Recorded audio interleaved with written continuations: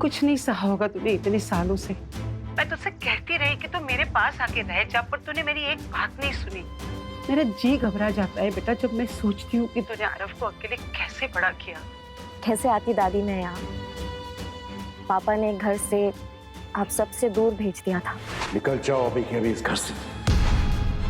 अब सिन्हा परिवार से तुम्हारा कोई रिश्ता नहीं। और अगर पापा को मेरी प्रेगनेंसी के बारे में पता चलता तो पता नहीं वो कैसे रिएक्ट करते। और सच बताऊं तो दादी मैं आपको कोई प्रॉब्लम नहीं देना चाहती थी। तू मेरे लिए कोई प्रॉब्लम कभी भी नहीं खड़ी कर सकती।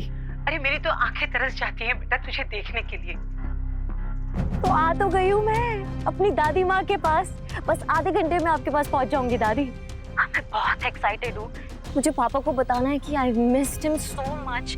Can't wait to meet him. Aarav की चीख सुनते ही नव्या उसकी तरफ भागती है। देख के नहीं चला सकता, अभी लग जाता तो। लेकिन उसे सही सलामत देखकर चैन की सांस लेती है। बैठ गई यहाँ पे भी आ गए हमें परेशान करने के लिए। आरव, ये बैड गाइस तुम्हारा कुछ नहीं बिगाड़ सकते जब तक मम्मा तुम्हारे साथ है। तुम दोनों यहाँ क्या कर रहे हो? अरे हमारा छोड़ो, ये बताओ कि तुम्हारा वो डार्लिंग और उसके बॉडीगार्ड्स कहीं दिखाई नहीं दे रहे। कनिका, मुझे तुम्हें हर चीज बताने की जरूरत नहीं है। नव्या, नव्या आरव ठीक तो है ना नव्या? हाय दादी, आरव ठीक है। ये बताइए कि आप ठीक हो? लगता है कि दादी को मुझसे बात करने में कोई इंटरेस्ट नहीं है।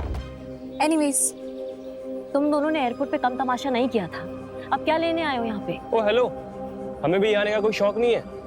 ये तो शेखर अंकल ने कहा इसलिए हमें आना पड़ा, वरना तुम्हें और तुम्हारे इस बदतमीज बेटे को मोहर नहीं जलते।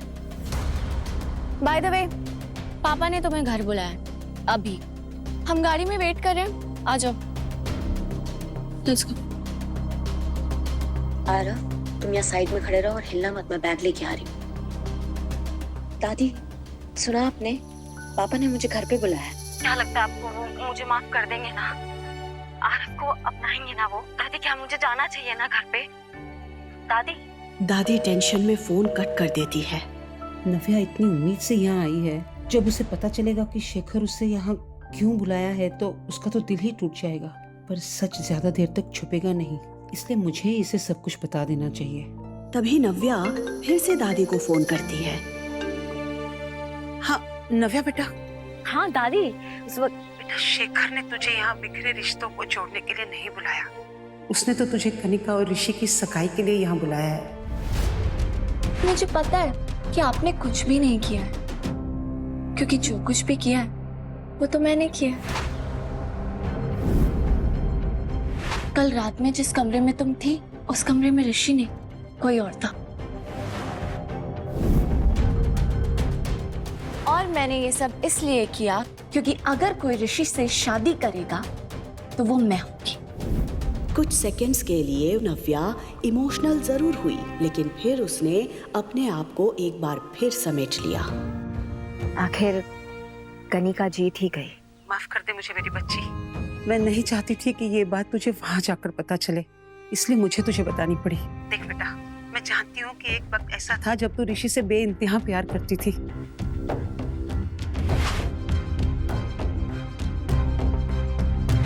आज जब तू तेरी बहन को ऋषि के साथ देख रही है तो मुझे पता है तुझ पर क्या बीत रही होगी। पर नव्या, मैं फिर भी चाहूंगी कि तू इस एंगेजमेंट को अटेंड करे। तेरी ये हिम्मत है ना बेटा, उन सब के मुंह पर एक करारा तमाचा होगी जिन सब ने तुझे तोड़ने की कोशिश की है। आप सही कह रही हैं दादी, मैं एंगेजमेंट में भी जाऊंगी और पापा से भी मिलूंगी।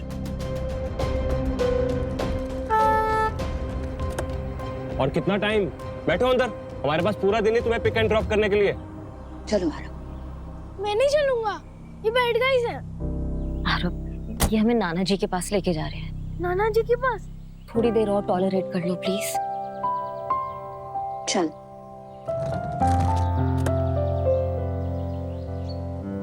कुछ देर बाद जब गाड़ी सिन्हा पैराडाइज के सामने रुकी तो एक पल के लिए नव्या की सांसें थम गई।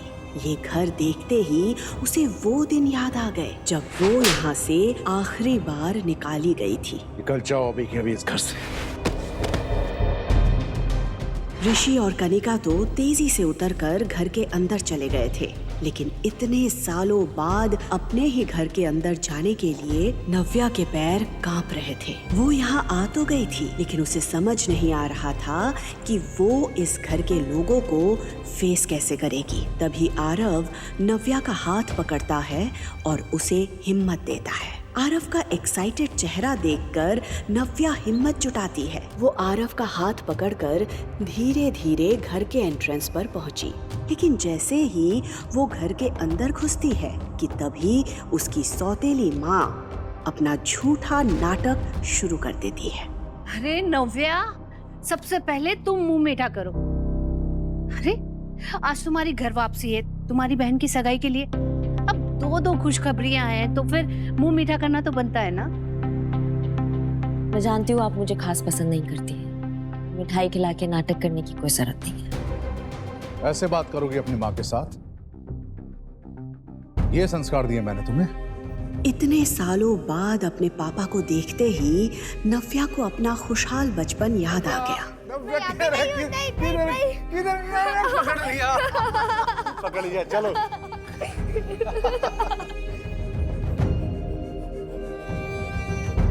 लेकिन इसके बाद शेखर ने जो कहा वो सुनकर उसके होश उड़ गए। पापा, तुम्हें यहाँ से मैंने दूर भेजा था ताकि तुम्हें अपनी गलती का एहसास हो सके, ताकि तुम सॉरी फील करो, अपनी हरकतों पे शर्मिंदा हो सको, ताकि ये। पापा क्या कह रहे हैं आप? आरव मेरा बेटा है। तो रखो अपने पास। इस नाजायज औलाद को तुम्हारी मेरे पास लाने की हिम्मत कैसे हुई? पापा please stop it. You stop now। तुम्हें क्या लगा था कि तुम इस बच्चे को लेकर यहाँ पर आओगी और मेरा मन इसे देख के पिघल जाएगा? मैं इसे देखकर सब कुछ भूल जाऊंगा वो बेइज्जती जो मेरी तुम्हारे कारण हुई थी। Dad please calm down. चलिए आइए बैठिए। प्लीज जोर से मत बोलिए डैड, आपका बीपी बढ़ जाएगा। बैठिए।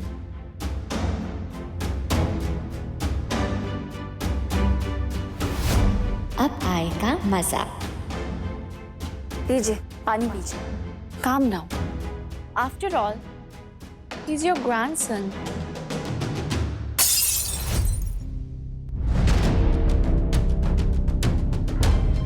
ये मेरा ग्रैंडसन नहीं है और ना ही कभी हो सकता है।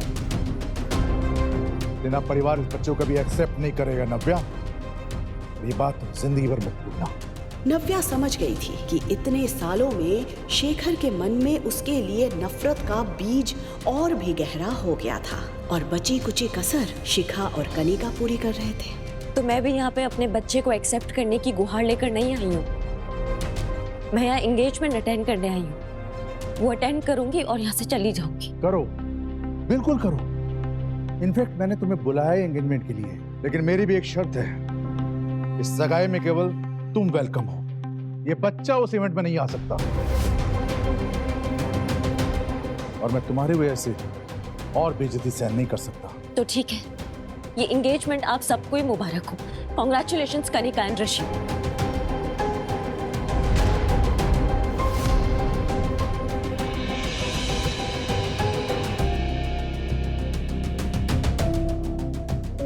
नव्या,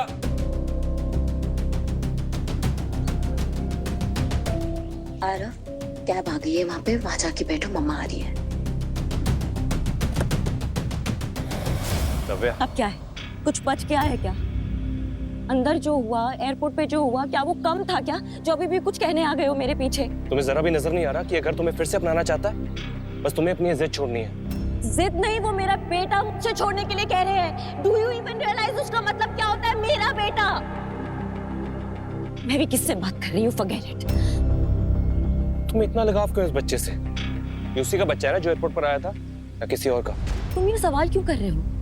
तुम्हें क्या फर्क पड़ता है अब इस बात से? तुम तो करने जा रहे हो ना अपनी नई जिंदगी की शुरुआत। सो बी हैप्पी। यहाँ पे एक तो तुमने मुझे चीट किया, सब कुछ छोड़ के यहाँ से चली गई और एटीट्यूड ऐसे दिखा रहे हो जैसे ये मेरी गलती है। तुम्हें क्या पता है कि उस रात क्या हुआ था, किसने चीट किया, किसने नहीं चीट किया? और मुझे अब तुम्हें कोई सफाई नहीं देनी है, मुझे तुमसे बात ही नहीं करनी है। लेकिन मुझे बात करनी है। क्या बात करनी है? क्या बात करनी है तुम्हें? तुम्हें पता भी है कि उस रात मेरे साथ क्या हुआ था? तुम्हें पता भी है कि मुझे किसने फंसाया था, क्यों हुआ था मेरे साथ वो सब? कुछ भी नहीं पता है, कुछ भी नहीं पता तुम्हें। लेकिन अब भूल जाओ, अभी सब भूल जाओ।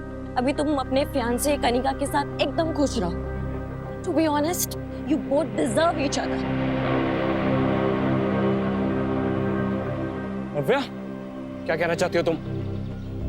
बोलो क्या हुआ था उस रात? क्या नव्या बता देगी ऋषि को कनिका का सच? मुझे पता है कि आपने कुछ भी नहीं किया है, क्योंकि जो कुछ भी किया है वो तो मैंने किया है। कल रात में जिस कमरे में तुम थी, उस कमरे में ऋषि नहीं, कोई और था। और मैंने ये सब इसलिए किया क्योंकि अगर कोई ऋषि से शादी करेगा तो वो मैं होंगी। क्या हो पाएगी कनिका और ऋषि की सगाई? जानने के लिए सुनते रहिए द रिटर्न, सिर्फ पॉकेट FM पर। और द रिटर्न के सारे एपिसोड्स को सुनने के लिए डिस्क्रिप्शन में दी लिंक से डाउनलोड करें पॉकेट FM ऐप।